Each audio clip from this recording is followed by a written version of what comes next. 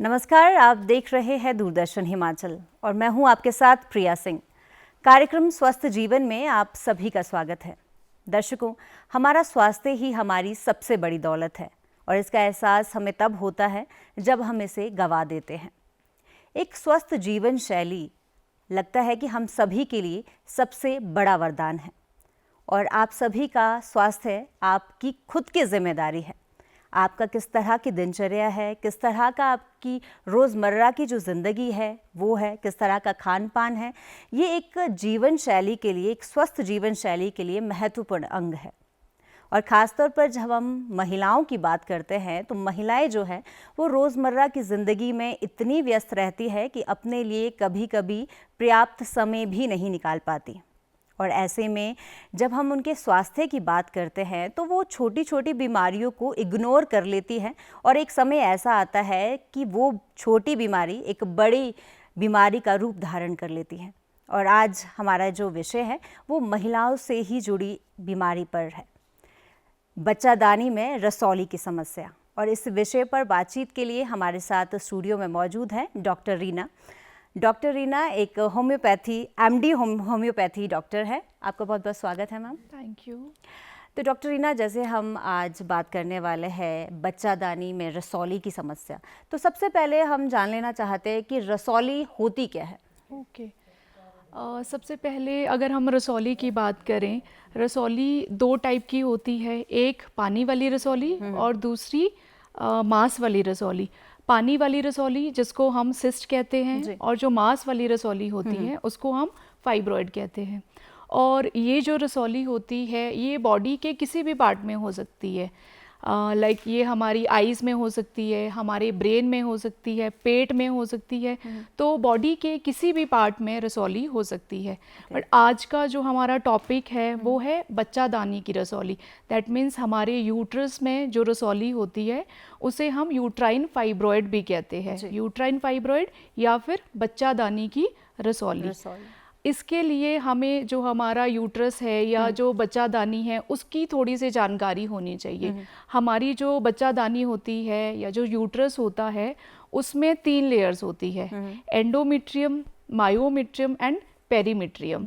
ये जो तीनों लेयर्स होती है इसमें से जो मिडल वाली लेयर होती है जो मोस्टली मसल्स से मिलकर बनी होती है, इसी लेयर में अगर जो मसल्स के जो सेल्स रहते हैं वो कॉन्टिन्यूसली ग्रो करते रहते हैं या हम कह सकते हैं कि डिवाइड करते रहते हैं, उससे जो ट्यूमर फॉर्म होता है उसे हम फाइब्रॉइड कहते हैं, यूट्राइन फाइब्रॉइड, या फिर हम उसे बच्चादानी की रसौली भी कहते हैं। एक चीज़ मैं बताना चाहूँगी, ये जो फाइब्रॉइड है ये एक बेनाइन ट्यूमर होता है। बेनाइन ट्यूमर मीन्स कि जो ट्यूमर है वो कैंसरस नहीं होता है, वो पूरी जो बॉडी है उसमें फैलता नहीं है। और ये जो रसौली होती है मोस्टली अगर हम देखें जो एज ग्रुप रहता है प्रोन 35 से जो 45 ईयर्स की जो फीमेल्स रहती है उनमें ये रसौली बहुत ज़्यादा हमें देखने को मिलती है, राइट।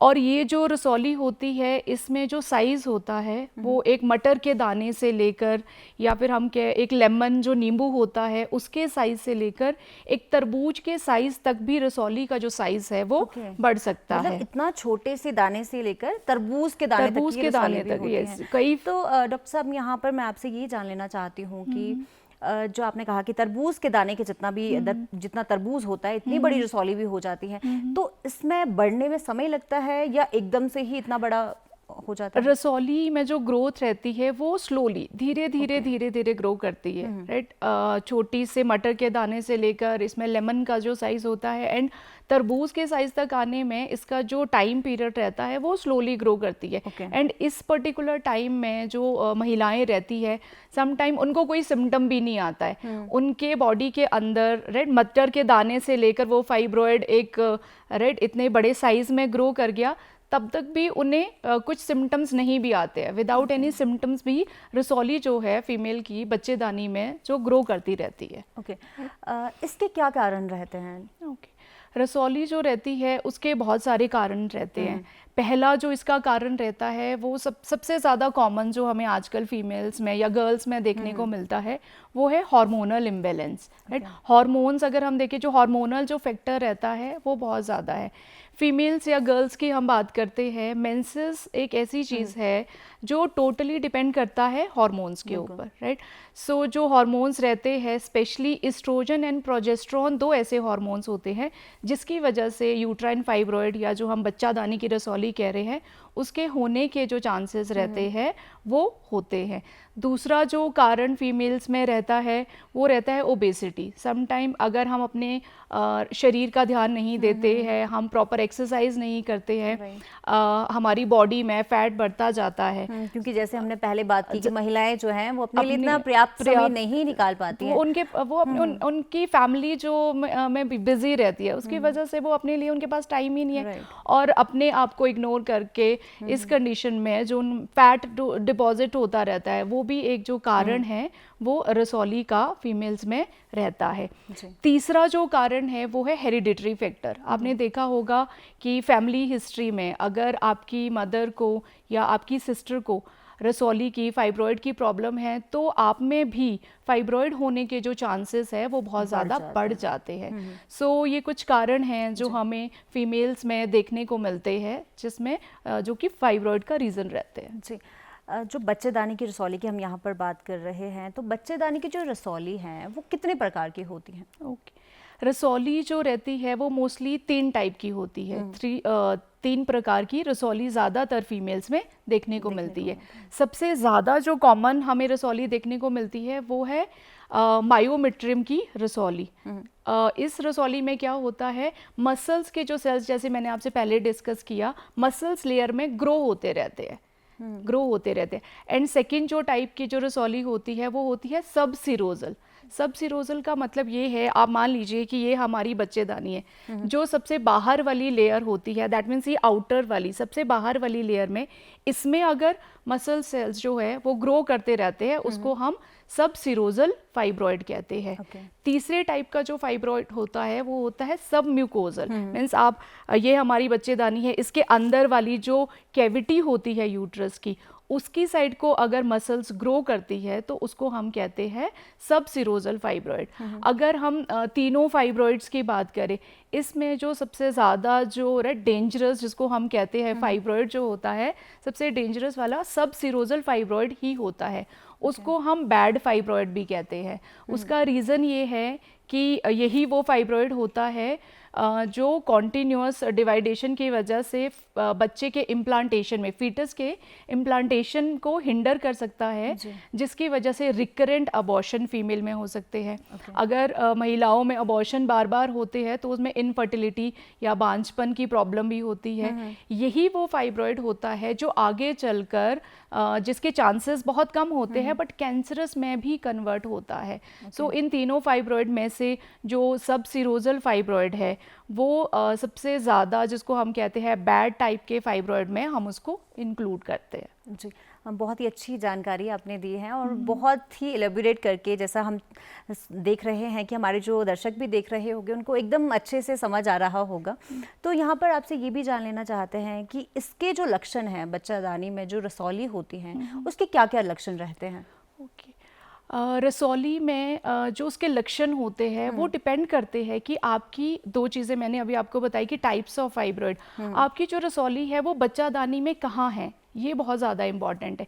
एंड सेकंड जो बहुत इंपॉर्टेंट चीज़ है वो ये है कि उसका साइज़ कितना है, राइट। अभी हमने डिस्कस किया कि मटर के दाने के जितनी भी हो सकती है, तो जो अगर मटर के दाने की जितनी होगी तो ऑब्वियसली वो सिम्टम्स जो है महिलाओं में बहुत कम देखने को मिलेंगे।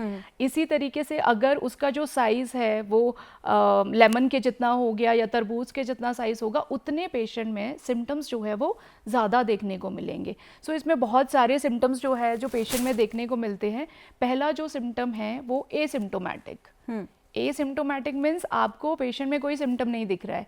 समटाइम्स क्या होता है, फीमेल को लेमन के साइज से भी ज़्यादा है, 5 to 10 सेंटीमीटर तक का भी फाइब्रॉइड है एंड उनको पता ही नहीं है, मतलब उनको सिम्टम्स का उनको कोई सिम्टम नहीं है, या फिर रेयर सिम्टम्स है जो फीमेल्स अभी हम डिस्कस कर रहे थे कि हम इग्नोर भी कर देते हैं कि ऐसे कोई सिम्टम रहते हैं, राइट। सो अपनी हेल्थ की तरफ ध्यान नहीं दिया, अच्छा अब अबडोमेन में थोड़ा सा पेट हो रहा है, पेट में दर्द हो रहा है या कुछ ऐसी प्रॉब्लम्स आ रही है तो हम इग्नोर कर देते हैं। सो ये पहला जो सिम्टम्स फाइब्रॉइड का देखने को मिलता है उसको हम कहते हैं एसिम्टोमेटिक। एसिम्टोमेटिक मीन्स हमें कोई सिम्टम नहीं है, किसी रीज़न की वजह से अगर हम अल्ट्रासाउंड करवाने चले गए हैं तो एक्सीडेंटली हमें ये पता चलता है कि हमारे यूट्रस में फाइब्रॉइड है, और हम मतलब डॉक्टर से वो डिस्कस करेगा पेशेंट कि मुझे तो इसका कोई सिम्टम नहीं है। सो ये बहुत इंपॉर्टेंट है। मैक्सिमम जो फाइब्रॉइड्स रहते हैं वो एसिम्टोमेटिक रहते हैं। दैट मीन्स पेशेंट के अंदर रसौली बनती जा रही है, रसौली बनती जा रही है और उनके अंदर कोई सिम्टम नहीं आ रहे और उन्हें पता नहीं चल रहा है, राइट। तो सेकंड जो इंपॉर्टेंट चीज़ है, सेकंड जो इंपॉर्टेंट सिम्टम इसमें होता है वो है मेनोरेजिया। मेनोरेजिया का मतलब है आपको कॉन्टिन्यूअस ब्लीडिंग हो रही है। मेंस्ट्रुअल ब्लीडिंग मेंसेस के टाइम पे आपको 5 या 6 डेज मोस्टली रहती है। इन फीमेल्स में क्या होता है 15 डेज 20 डेज तक भी आपकी कॉन्टिन्यूअस जो ब्लीडिंग है वो रहती है, और पेन भी बना रहता है। पेन भी एक सिम्टम्स रहता है। तो कॉन्टिन्यूअस अगर आपको ब्लीडिंग रहती है उस कंडीशन में आपका ब्लड लॉस हो रहा है, ब्लड लॉस की वजह से आप में अनीमिया हो सकता है, तो ऐसी फीमेल्स में अनीमिया देखने को भी मिलता है। सेकंड, थकान बहुत ज़्यादा होती है, ब्लड लॉस हो गया, आप में अनीमिया है, इस वजह से इन फीमेल्स में थकान भी रहती है। डे टू डे अगर ये अपना दिनचर्या का काम करती है तो उसमें बहुत ज़्यादा थकान महसूस होती है, तो अपना जो डेली रूटीन है वो ये प्रॉपरली नहीं कर पाती है। थर्ड जो इसमें बहुत इंपॉर्टेंट सिम्टम रहता है वो पेन का सिम्टम, जैसे अभी हम डिस्कस कर रहे थे। पेन का सिम्टम रहता है, पेन जो पेट का लोअर वाला पोर्शन रहता है, हमारा लोअर अबडोमेन वाला पोर्शन है, उसमें पेन रहती है। पेन जो है बहुत ज़्यादा सिवियर पेन भी हो सकती है और डल पेन भी रहती है। डल पेन है तो फीमेल्स मोस्टली इग्नोर कर देते हैं, नो प्रॉब्लम, घर का काम जो है वो करती रहती है। तो इस कंडीशन में वो इतना ज़्यादा जो है ध्यान नहीं देती है, इग्नोर कर देती है इस कंडीशन में। सो ये डल पेन भी रह सकती है एंड समटाइम्स सिवियर पेन भी हो सकती है फीमेल को। चौथा जो इसका बहुत ही इंपॉर्टेंट सिम्टम है जो हमने पहले भी डिस्कस किया, इनफर्टिलिटी। बांझपन की प्रॉब्लम हो सकती है फीमेल में, बट उसके चांसेस बहुत रेयर होते हैं। 3% फीमेल्स में ये देखा गया है कि फाइब्रॉइड की वजह से उनमें इनफर्टिलिटी हो सकती है, एंड वो तब होता है जो फीटस इम्प्लांटेशन के टाइम पे हिंड्रेंस हो और बार बार अबॉर्शन की वजह से उनमें बांझपन की प्रॉब्लम आ सकती है। पांचवा जो सिम्टम पेशेंट में देखने को मिलता है वो यूरिन से रिलेटेड होता है। जैसे हम बच्चादानी की बात कर रहे थे, अगर ये फाइब्रॉइड बच्चादानी की आगे वाली वॉल में होता है, सो हमें पता है कि जो आगे वाली वॉल होती है उसके आगे हमारा यूट्रस के आगे जस्ट हमारा यूरिनरी ब्लैडर होता है, जिसे हम पेशाब की थैली भी कहते हैं, वो होता है। अगर इस आगे वाली वॉल में फाइब्रॉइड होता है, उसकी जो लोकेशन फाइब्रॉइड की है, सो हमारे ब्लैडर पे, यूरिनरी ब्लैडर पे प्रेशर पड़ता है, जिसकी वजह से हमें सिम्टम्स आते हैं बार बार पेशाब आना, फ्रीक्वेंसी ऑफ यूरिन की जो बढ़ जाती है। एंड समटाइम ये भी सिम्टम होता है कि बिल्कुल ही पेशाब नहीं आता है, पेशाब आना जो है वो बंद हो जाता है, राइट।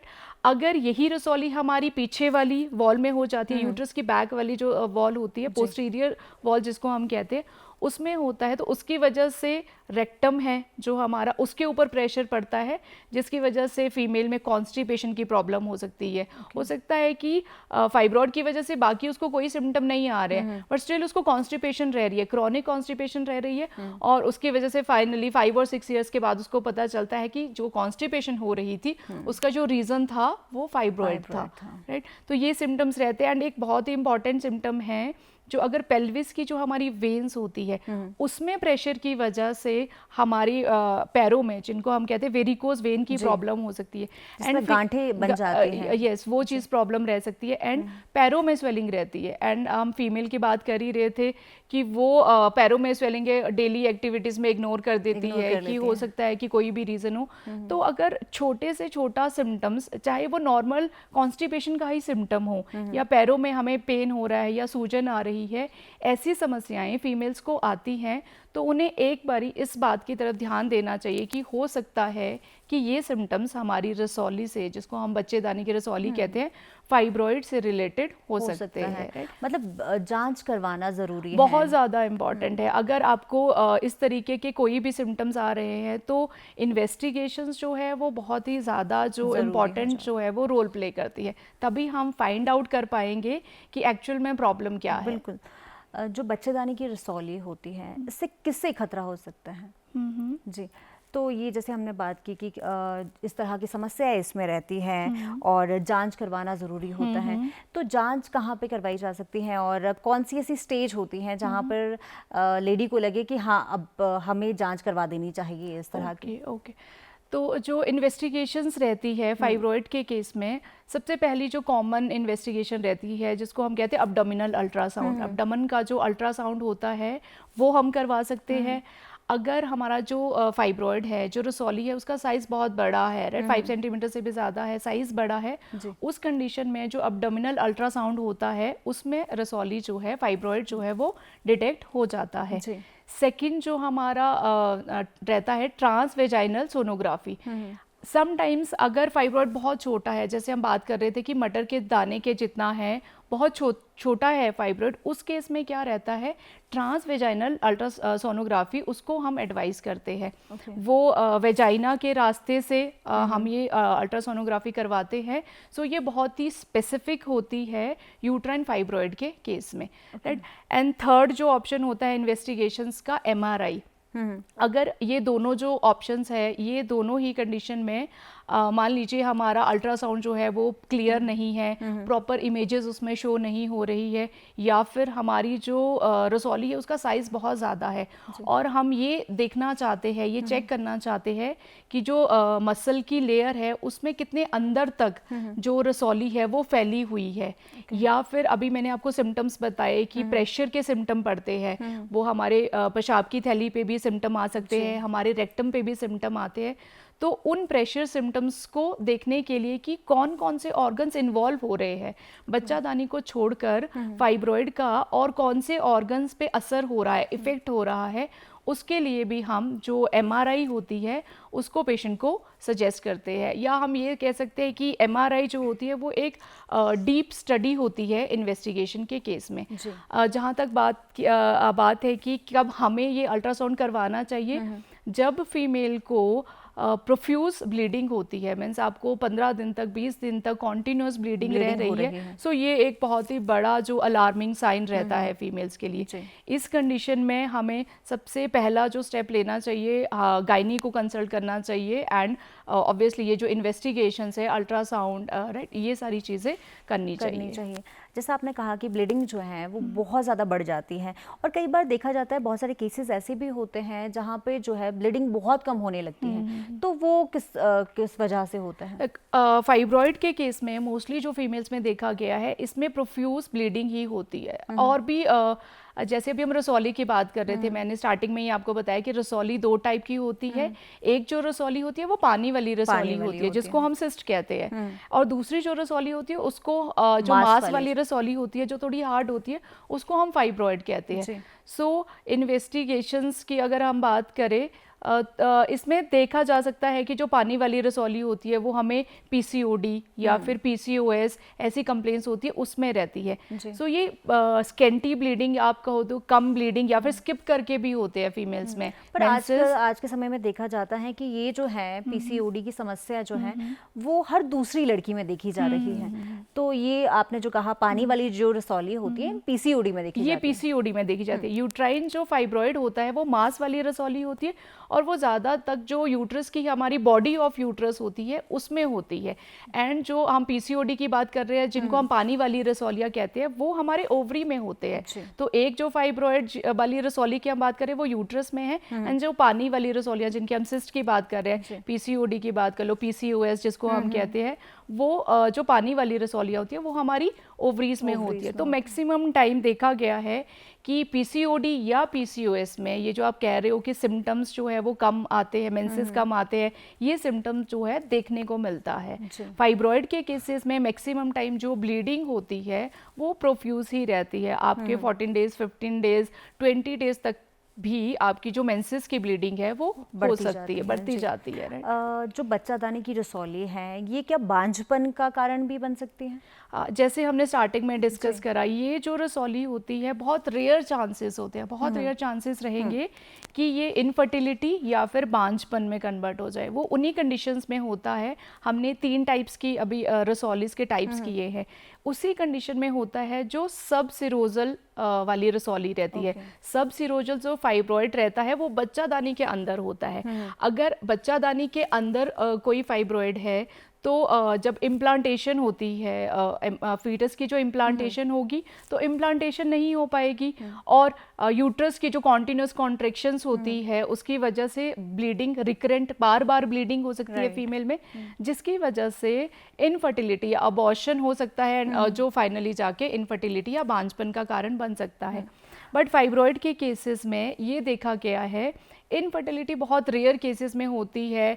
जितने भी पेशेंट्स होते हैं उनमें से सिर्फ 3% पेशेंट 3% पेशेंट्स ऐसे होते हैं जिनमें फाइब्रॉइड एक इनफर्टिलिटी का कॉज देखा गया है। अदरवाइज इनफर्टिलिटी के और बहुत सारे कारण हो सकते हैं। जैसे गर्भावस्था की हम बात कर रहे हैं, तो जब कोई कंसीव कर लेता है तो किस तरह की समस्या आती हैं, अगर किसी को इस तरह की समस्या है, ये जो बीमारी है? फाइब्रॉइड के केसेस में कंसेप्शन को अगर कोई फीमेल फाइब्रॉइड के साथ कंसीव करती है तो उसके जो फीटस होता है उसमें कुछ चेंजेस देखने को मिलते हैं। ये भी अब डिपेंड करता है अगेन कि फाइब्रॉइड की लोकेशन क्या है, राइट? अगर फाइब्रॉइड जो है यूट्रस की कैविटी के अंदर है तब वो प्रेगनेंसी में फीटस को इफेक्ट करेगा। अगर हमारा फाइब्रॉइड है उसका साइज बहुत छोटा सा है और वो यूट्रस की कैविटी के बाहर है तो वो प्रेग्नेंट फीमेल में बहुत ज़्यादा सिम्टम्स जो है वो क्रिएट नहीं करेगा।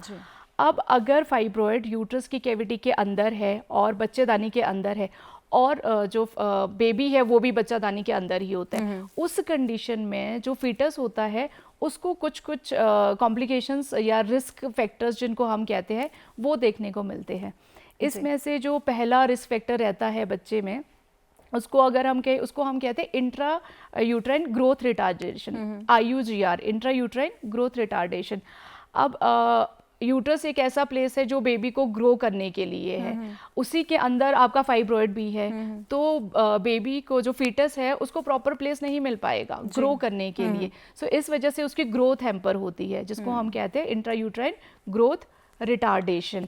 दूसरा तो डॉक्टर साहब आपसे ना उपचार की बात हम सबसे पहले कर देना चाहते हैं, क्योंकि ये हमने समझा कि किस तरह के लक्षण होते हैं और किस तरह की बीमारी ये है, पर हम उपचार पर भी बात करना चाहते हैं कि उपचार क्या है इसके? अगर एसिम्प्टोमेटिक रहता है, जैसे मैंने आपको बताया कि फीमेल्स एसिम्प्टोमेटिक, उनमें कोई सिम्टम नहीं है तो मेडिसिनल ट्रीटमेंट की ज़रूरत नहीं पड़ती है।